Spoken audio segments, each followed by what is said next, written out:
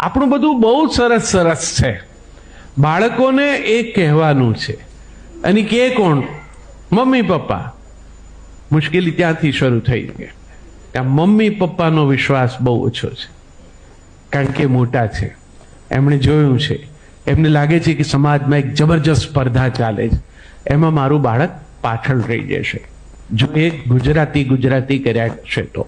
એટલે એને અંગ્રેજી તો આવડવું જોઈએ. સારો વિચાર છે. કોઈ પણ ભાષા જગતની તમને ઉત્તમ રીતે આવડે ક્ષતિરહિત તો બહુ જ સારું. મારા અવલોકન તો એવા પણ છે કે જ્યાં નાના નાના બાળકોને આપણે મોકલી દઈએ છીએ શરૂઆતમાં ભણવા માટે કિન્ડર ગાર્ડન પ્રકારનામાં, એમાં જે બહેનો આવે છે ભણાવવા માટે એ અંગ્રેજીમાં એમએ નથી,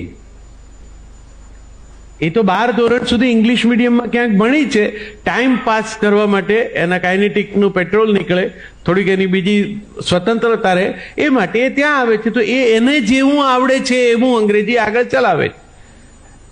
તો એવા કરતા તો જેને સરસ ગુજરાતી આવડે છે એવા પાસે આપણું બાળક મૂકીએ અને મજાનું ગુજરાતી શીખે, તેમાં ખોટું શું? અને ભાષા વિજ્ઞાને એવું કહ્યું છે કે જગતની એક ભાષા આવડે અને જગતની બીજી કોઈ પણ ભાષા આવડે જ તમે શીખી જ શકો, કારણ કે તમારી પાસે વિકલ્પ સમજવા માટે એક ભાષા છે. તો શું કરવા આ ભાષાનો ગૌરવ બોધ ના થવો જોઈએ? આ કોઈ એક ભવ્ય હરીફાઈ ચાલે છે ને એમાં આપણા સંતાનોને આપણે રેસના ઘોડાની જેમ દોડાવવાના છે, અને જરૂર પડે તો સમજાવીને ઠીક થોડુંક ક્યાંક સમજે એવું લાગે ત્યાં આગળ પેલું લીલું ઘાસ દેખાડતા દેખાડતા લલચાવીને, અને એ પછી પણ ન દોડે તો ફટકારીને પણ દોડાવવા જ છે. પણ દાખલા તરીકે તમારું સંતાન રેસનો ઘોડો છે જ નહીં, એને રેસમાં ભાગ લેવો જ નથી, તમારે એને લેવડાવો ન હોય, ન જોઈએ. એક સ્વતંત્ર અશ્વ છે, એને એની ઈચ્છા પ્રમાણે મોટું થવા દો. એ સ્વતંત્ર વ્યક્તિત્વ છે, એના વ્યક્તિત્વનો આદર કરો. એને બીજી ભાષા ત્રીજી ભાષા કેટલા બધા તમારા જ કુટુંબમાં હશે જ કે જે લોકો પરદેશમાં, હવે તો છોકરાઓ કંઈ એકલા અમેરિકા ઇંગ્લેન્ડમાં નથી જતા, તો ફ્રેન્ચ પણ શીખી જાય છે, સ્પેનિશમાં પણ વાત કરી શકે છે, જર્મન જઈને છોકરાઓ જર્મન ભાષા પણ શીખીને પોતાના, ભલે ને ગુજરાતીમાં ભણ્યા હોય, જરૂરિયાત એ જનની છે, એટલે તમે એ પ્રમાણે શીખી જ જાઓ. પણ એનો જે પાયો નાખવાનો છે, જેમાં કોન્સેપ્ટ ક્લિયર કરવાના છે, એમાં માતૃભાષા જ મદદ કરે. પ્રાથમિક શિક્ષણ માતૃભાષામાં જ થવું જોઈએ. એમાં જો બાળક ભણે તો એને મનમાં કેટલા બધા વિચારો જે શરૂઆતમાં ગાળામાં સમજાતા નથી એ સ્પષ્ટ થાય. પછી એનું અંગ્રેજી આગળ ઉપર એનામાં વિશેષ અભ્યાસ એ ક્યાં નથી થઈ શકતો. પણ જેના ઘરમાં ગુજરાતી બોલાય છે, મમ્મી પપ્પા સાધારણ અંગ્રેજી જાણે છે, કારણ કે બાળક ઘેર આવીને જે કંઈ પૂછે છે એનો જવાબ મમ્મી પપ્પા આપે એટલું સારું અંગ્રેજી એમનું નથી. એને વિજ્ઞાનમાં થયેલો સવાલ એનો વિજ્ઞાનમાં ગુજરાતીમાં એને જવાબ આવડતો હોય પપ્પાને, પણ એને અંગ્રેજીમાં કેવી રીતે કહેવો એ એને ન આવડતો હોય. તો બાળક પહેલા તો જેને આદર્શ માને છે એને જ કાચા માનવા માંડશે, અને પછી એને થશે કે મમ્મી પપ્પા તો કશું જાણતા જ નથી. તો એ જે આદર હોવો જોઈએ એ નહીં રહે. એ નહીં રહે તો પછી તો કેટલા બધા પ્રશ્નો ઊભા થશે મોટા થાય એ બાળકો પાસે તમારા માટે. એના કરતાં તમને જે આવડે છે એ ભાષામાં તમે વાત કરી શકો. તમને નથી આવડતું એ પણ એને સમજાવી શકો, બેટા મને આ વાત હું કાલે વાંચીને તને કહીશ.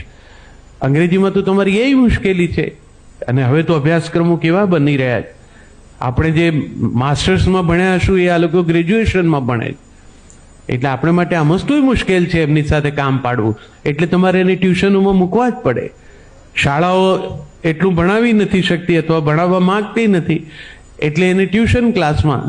અને આ બધી જવાબદારી કોને ભાગે છે? પેલી મમ્મીને ભાગે. મમ્મીએ નોકરી પણ કરવી છે, મમ્મીએ બાળકને પણ આખી હરીફાઈમાં સૌથી આગળ પણ રાખવું છે. એટલે આ સુપર મોમનો જમાનો છે. એ સવારથી ઉઠીને બાળકને જે બધી પ્રવૃત્તિમાં લઈ જઈને એક્સપોઝર આપે છે. પિતા પાસે એવી અનુકૂળતા નથી, એવો સ્વભાવ એનો નથી. માં છે એટલે તો આ માની ભાષાની મને ચિંતા થાય છે. માં આટલું બધું કરે છે ને, અને આટલી પીડા એની તકલીફો છે ને, એમાં ઓછી થઈ શકે જો એ માની ભાષામાં ભણાવે ને તો, ઘરમાં માની ભાષામાં વાત કરે તો. હવે આ જેવા નવેમ્બર ડિસેમ્બરમાં બધા યાયાવર પંખી ત્યાંથી અહીંયા ઉતરશે, બધાના કુટુંબમાં વિદેશમાંથી લોકો આવવાના લગ્ન પ્રસંગે 3 weeks. એ જગતમાં આપણે અહીંયા આમે કલાકો વેડફીને મજા જલસા કરીએ છીએ, એમને માટે 3 weeks બહુ મોટી અચીવમેન્ટ છે. એ માટે બિચારા આવે.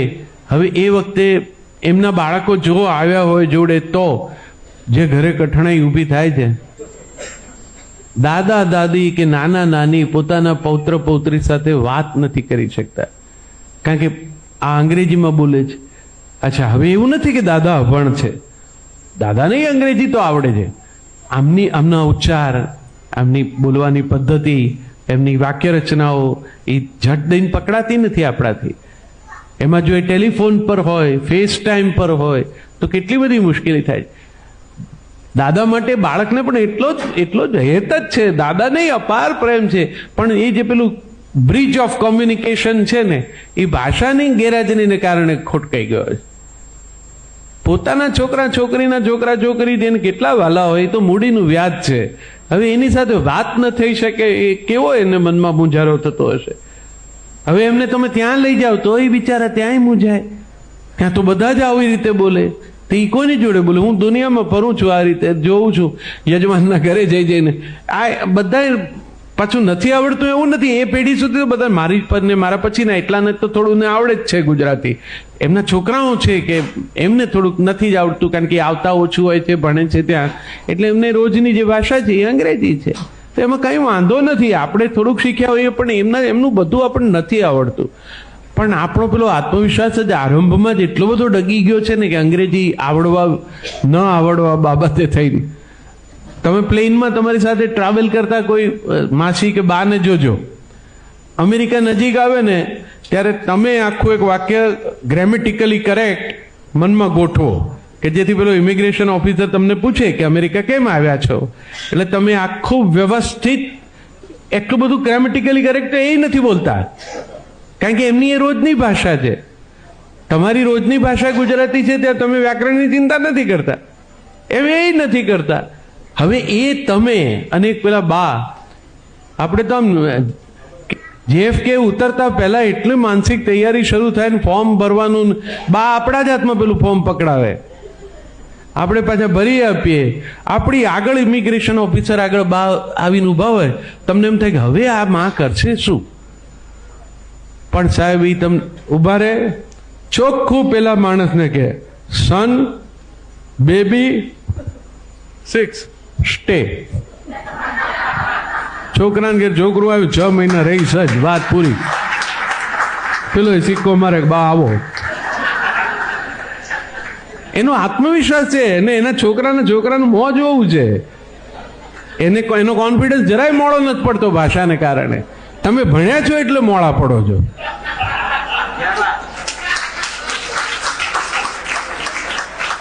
એના કરતા મસ્તીથી ઉતરીને વાત કરો. જેટલું આપણને અંગ્રેજી આવડે છે એને ખ્યાલ આવી જ જશે.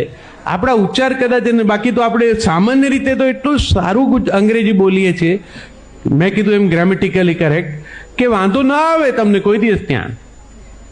જેમ અહીંયા આપણને ગુજરાતી આવડે છે, હું સુરતમાં જાઉં ને એ બોલવા માંડે જે રીતે, તો મારે એને જરાક રોકીને સાંભળવું પડે, કારણ કે એ જે એની લઢણ, એના પસંદગીના શબ્દો એ મારી ટેવના નથી, એટલે મને સમજાતા વાર લાગે. તમને કાઠિયાવાડના બધા લહેકા એટલી ઝડપથી ન પકડાય. અને આ તો બાર ગાઉએ બોલી બદલાય જેવી સમજ જે ભાષા વિજ્ઞાને આપી દીધી છે જે પ્રજાને, અને પ્રજાને ખબર છે.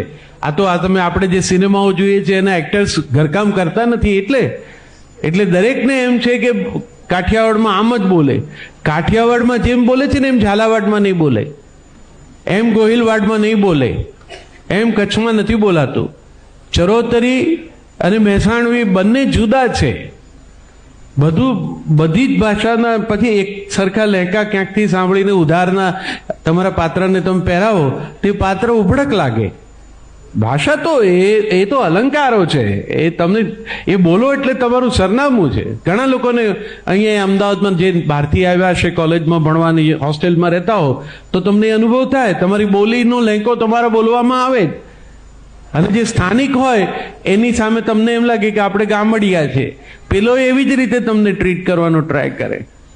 ખરેખર તો ડાયલેક્ટ થી વધારે તો અદ્ભુત કોઈ બીજી વાત જ નથી. બોલી એ તો સરનામું છે, એડ્રેસ છે. આખી દુનિયા અત્યારે પોતાનું એડ્રેસ શોધે છે.